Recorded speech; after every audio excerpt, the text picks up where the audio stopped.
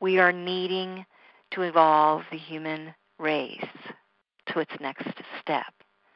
And those of you who have the interest in doing so are being requested to do so in a magnificent, multiplied, magnified way from this moment on, perhaps for the rest of your life, but necessarily through the year of 2010. In 2011, we shift the perception, and what we have been building in 2010 then overtakes the structure which is inherently held in 2011 still as in the old framework, as you're accustomed to and comfortable with in some ways.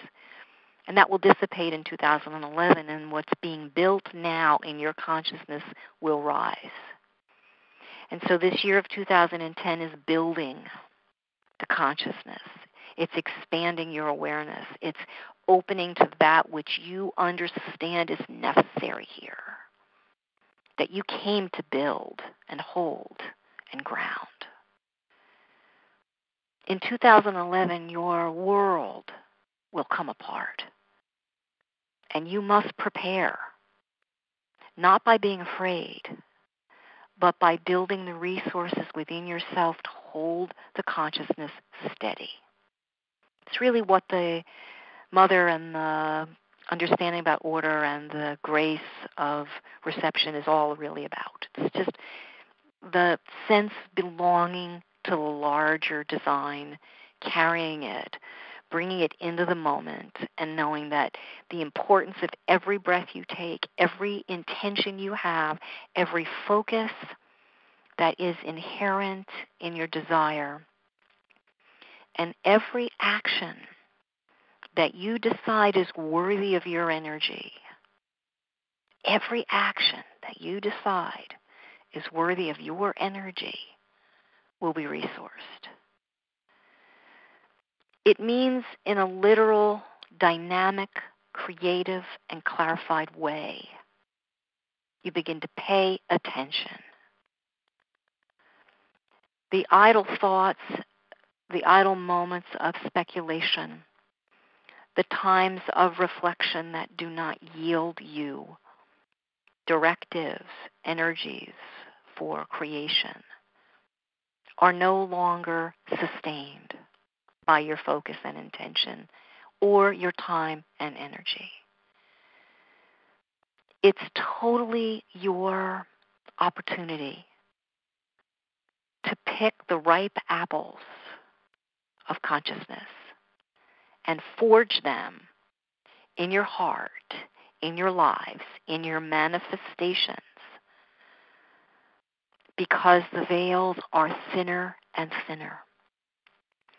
Every time the thought form moves away from the heart, it does not support life. And for you to understand that you are powerful, that you hold consciousness, that you deliver the instructions of reality to reality, in a sense, is extremely important right now. Take yourself seriously. Understand the mechanism through which your energy field works. Use your breath. Ground every day. Open to the ethers and receive. Bring that breath all the way from above you, through your body, into your root, and then all the way from your root way back up into the etheric energies, so that the sustaining field of your capacity is enhanced and energized. It is no longer adequate to live the way you lived before, to skip on your sleep, to reduce the protein, to increase the sugar and the caffeine, to not exercise, to believe that it doesn't matter, to organize your life in a way where you do not have time for reflection, silence, and affirmation. The acceleration of the energy fields in the electromagnetic are culpable right now. It's very important that you sustain health in a direct, focused way. It's very important that you address the issues in your life in simple, clear, and very focused terms. Boil them down to one word. Understand that if you boil the three major issues in your life down to one word, they're all going to be solved in the same way. Take stock of what you have and be grateful. Look at what it is that you desire and manifest it. Focus the clarity through the body first, because it's the form of your body that will manifest what's in your heart. Understand that it's time to reflect on what we've talked about for years now, through the principles of consciousness that sustain themselves throughout all creation and are channeled in certain words and in certain vibrations, but literally are the words of the universe for you to hear, integrate, reflect on, and activate. Your consciousness works in direct ways from origin. It doesn't matter what you think origin is, what you think it looks like, if you think it's male or female, if you think it's religious or non-religious, it doesn't matter. The important thing is that we together form a force field in this pillar that's strong enough to hold order on this planet, and we can do it. It's important that we understand that we do not waste our energy in speculation about those kinds of things that we don't like.